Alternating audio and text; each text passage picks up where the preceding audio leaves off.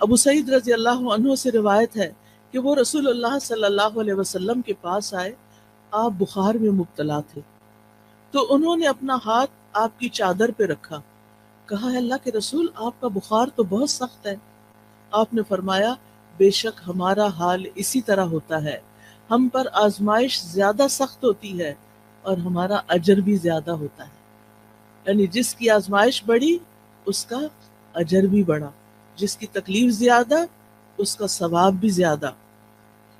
پھر انہوں نے پوچھا اے اللہ کے رسول لوگوں میں آزمائش کے لحاظ سے سخت کون ہوتا ہے؟ آپ نے فرمایا انبیاء۔ کہا پھر کون؟ آپ نے فرمایا علماء۔ کہا پھر کون؟ فرمایا نیک لوگ۔ اب ہونا تو یہ چاہیے تھا کہ جو نیک لوگ ہوں، یا عام طور پر لوگ یہی سمجھتے ہیں کہ اگر ہم نیک کام کر رہے ہیں، عبادت کر رہے ہیں، تو پھر ہماری زندگی میں تو کوئی مشکل نہیں ہونی چاہیے۔ نہیں، مشکلیں ہوتی ہیں ان کی زندگی میں، لیکن وہ برداشت کر کے خوشحال ہوتے ہیں، وہ دل سے خوش راضی رہتے ہیں،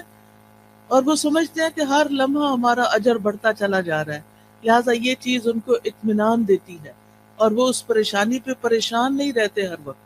بلکہ اللہ سبحانہ تعالیٰ کی طرف رجوع کرتے ہیں۔ نبی صلی اللہ علیہ وسلم نے یہ بھی فرمایا کہ ان کو یعنی نیک لوگوں کو بعض اوقات ایسی تکلیفیں آتی ہیں، کچھ لوگ آزمائش پر بھی خوش ہوتے ہیں بنسبت اس شخص کے جو کچھ دیے جانے پر خوش ہوتا ہے۔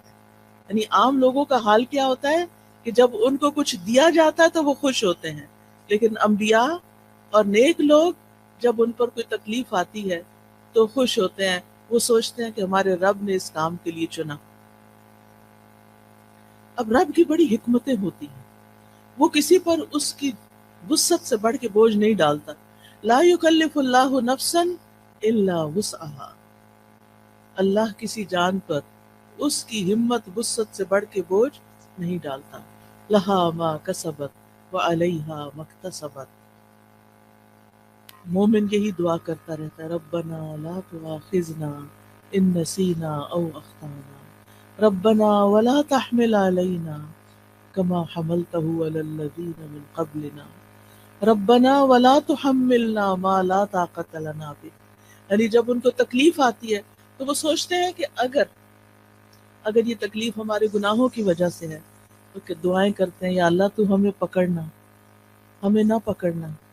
اگر ہم بھول گئے یا ہم نے کوئی غلطی کر لی ہے تو اس پر ہماری پکڑ نہ کر، اللہ ہم پہ وہ بوجھ نہ ڈال جو ہم سے پہلے لوگوں پہ ڈالے گئے، اللہ ہمیں وہ بوجھ نہ اٹھوا جس کے اٹھانے کی ہم میں طاقت نہیں، جس کی ہم ہمت نہیں رکھتے، یا اللہ اس تکلیف کو اتنا نہ بڑھا دینا کہ ہم اسے برداشت نہ کر سکیں۔ لہٰذا وہ اللہ تعالیٰ کی طرف رجوع کرتے رہتے ہیں اور کہتے ہیں وَلَا تُحَمِّلْنَا مَا لَا طَاقَةَ لَنَا بِهِ وَاعْفُ عَنَّا، ہمیں معاف کر دیجئے، وَاغْفِرْ لَنَا، ہمیں بخش دیجئے، وَارْحَمْنَا، ہم پہ رحم فرمائیے، یا حی یا قیوم برحمتک استغیث۔ مومن پہ جب تکلیف آتی ہے، آزمائش آتی ہے، تو وہ اللہ کی رحمت پکارتا ہے، اللہ کی رحمت کے لیے دعائیں کرتا ہے، وَارْحَمْنَا أَنْتَ مَوْلَانَا، تو ہی ہمارا والی وارث ہے، تو ہی ہمارا مولا ہے، فَانْصُرْنَا عَلَى الْقَوْمِ الْكَافِرِينَ، ہمیں کافر قوم کے مقابلے میں مدد عطا فرما، ہم تیری مدد کے محتاج ہیں۔ اور اس میں آپ دیکھیے کہ اس قوم میں سب سے پہلے تو ابلیس آتا ہے، شیطان آتا ہے، جو وسوسے ڈال ڈال کے اللہ سے بدگمان کرتا ہے، تو یا اللہ ہمیں اس کے مقابلے میں طاقتور کر دے، تو ہماری مدد فرما، ہم پر رحم فرما۔ پھر اسی طرح ہم دیکھتے ہیں کہ نبی صلی اللہ علیہ وسلم ہر طرح کی تکلیفوں سے آزمائے گئے، یتیم پیدا ہوئے، ماں بھی فوت ہو گئی چھوٹی عمر میں، پھر دادا فوت ہو گئے، پھر چچا مددگار تھے عین مصیبت کے سال وہ بھی فوت ہو گئے، بیوی بڑی غمگسار تھی حضرت خدیجہ، وہ بھی فوت ہو گئی، پھر وطن سے پیار ہوتا ہے، حالات اتنے تنگ ہو گئے، آزمائشیں اتنی بڑی، 3 سال تو ایک گھاٹی میں گزارنے پڑے جہاں کچھ کھانے پینے کو نہیں تھا، اور پھر بالآخر مکہ چھوڑنا پڑا، چھوڑتے ہوئے کہا ہے مکہ تو مجھے سب سے پیارا ہے، اگر تیرے رہنے والے مجھے یہاں سے نہ نکالتے میں کبھی نہ جاتا یہاں سے۔ پھر ایک نئی جگہ پر گئے، وہاں جا کر جنگیں مسلط ہوگی، ایک کے بعد ایک سال جنگ آ رہی ہے، جان مال ہر چیز کو خطرہ، خوف، پریشانی، بیماری، کون سی تکلیف تھی جو رسول اللہ صلی اللہ علیہ وسلم پر نہیں آئی؟ پھر آپ کے بیٹے بھی فوت ہو گئے، پھر حضرت ابراہیم جو چھوٹے تھے وہ پیدا ہوئے ماریہ قبطیہ سے، اور ان کی وفات پر آپ رو دیے، آپ کی آنکھوں سے آنسو گر رہے تھے۔ صحابہ بڑے حیران ہوئے کہ آپ بھی روتے ہیں۔ آپ نے فرمایا ان العین تدمع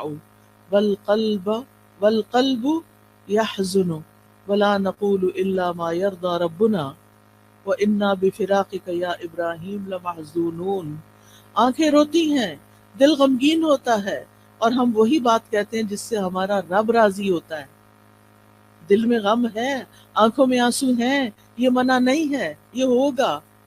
لیکن زبان سے کوئی ایسی بات نہیں نکالیں گے جو رب کو ناراض کرے۔ اور اے ابراہیم، تیری جدائی سے ہم بڑے غمگین ہیں، یہ تو ہمیں چھوڑ گیا ہے، ہمیں غم ہے۔ سوال یہ پیدا ہوتا ہے کہ یہ تکلیفیں آتی کیوں ہیں؟ کیا مقصد ہے ان کا؟ تو سب سے پہلی بات تو یہ کہ اللہ تعالی ہمارا امتحان لیتے ہیں۔ امتحان میں جو کامیاب ہو جاتا ہے اس کے درجے بلند ہو جاتے ہیں، اور جو فیل ہو جاتا ہے وہ نیچے چلا جاتا ہے۔ تو یہ انسان کو بلند درجے دینے کے لیے آتی ہیں۔ حدیث میں آتا ہے بے شک بندے کے لیے جب اللہ سبحانہ تعالیٰ کے ہاں ایک مقام مرتبہ مقدر ہو چکا ہوتا ہے، یعنی اس کو وہ بلند مقام دینا ہے، لیکن وہ بندہ اپنے اعمال کی بنا پر اس تک نہیں پہنچ سکتا، یعنی عمل اس کے کم ہے، درجہ اللہ کے ہاں بڑا لکھا ہوا ہے کہ اس کو یہاں تک پہنچنا ہے، تو اللہ تعالیٰ اسے اس کے اپنے جسم میں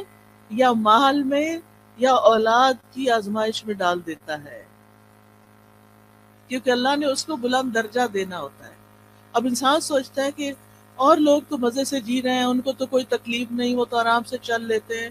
مجھے ہی کیوں تکلیف ہے، سب کی اولاد اتنی صحت مند ہے، میرا بچہ کیوں بیمار ہے، سب کے شوہر اتنے اچھے سلوک کرتے ہیں، میرا شوہر مجھے کیوں نہیں پوچھتا۔ یہ دراصل آپ کا امتحان ہے، آپ اس تکلیف سے گزر رہی ہیں، یہ اللہ سبحانہ تعالیٰ کے ہاں آپ کے درجے بلند کر رہی ہے اگر آپ صبر کر رہے ہیں۔ اور پھر یہ کہ جب اللہ تعالیٰ تکلیف دیتا ہے تو جن کے درجے بلند ہوتے ہیں ان کو اللہ تعالیٰ صبر کی توفیق بھی دے دیتا ہے، حتیٰ کہ وہ اس مقام تک جا پہنچتا ہے انسان جو اللہ کی طرف سے اس کے لیے پہلے سے مقدر ہوتا ہے۔